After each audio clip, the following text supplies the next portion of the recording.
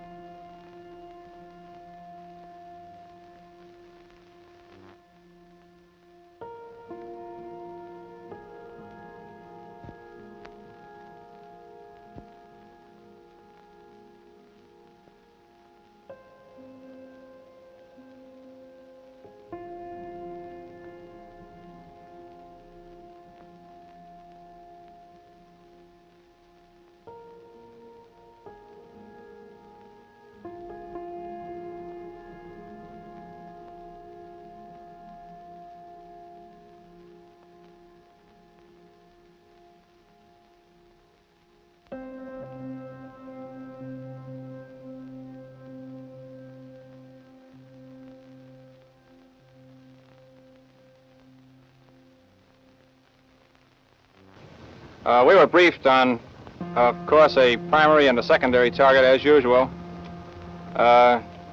We took off and the flight was uneventful except for some weather on the way up.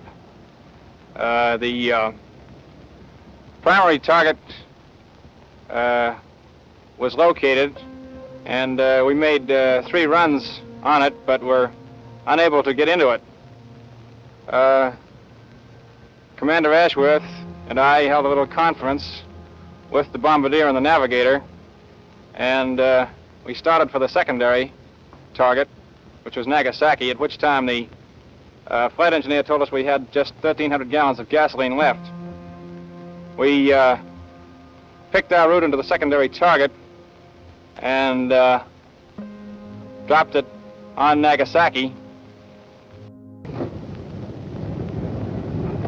There was a tremendous suspense and tension as we approached the target because we had just failed to be able to bomb our primary target. We made our tests as we proceeded into the dropping point, and I knew that everything was functioning perfectly. At that time, the bombardier took over.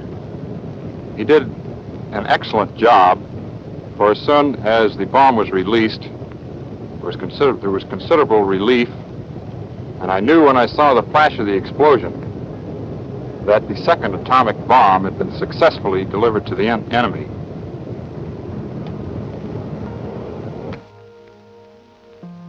I suppose it was when the clouds opened up over the target at Nagasaki. The target was there pretty as a picture.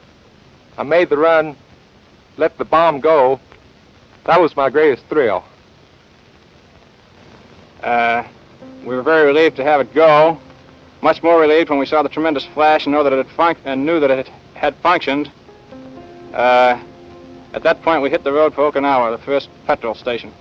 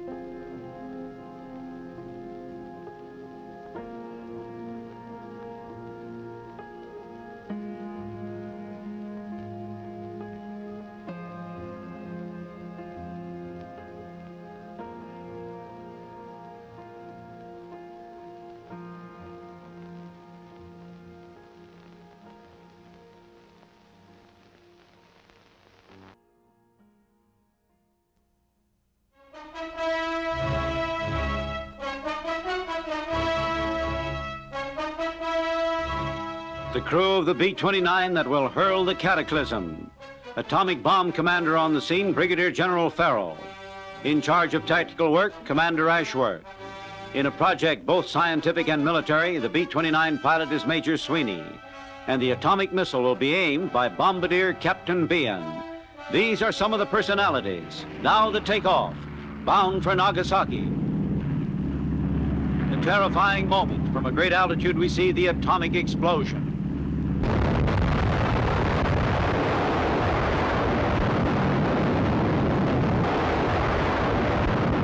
The phantasmal swirl of atomic energy soars upward in a column capped by a mushroom shape, a whirlpool of elemental fires rising to 60,000 feet.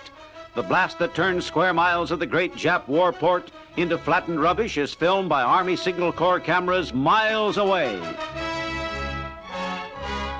The second atomic bomb to hit Japan, the first destroyed Hiroshima, and Japan surrendered in the face of atomic obliteration. That column of doom towering to the stratosphere, crowned with a stupendous mushroom of elemental disintegration.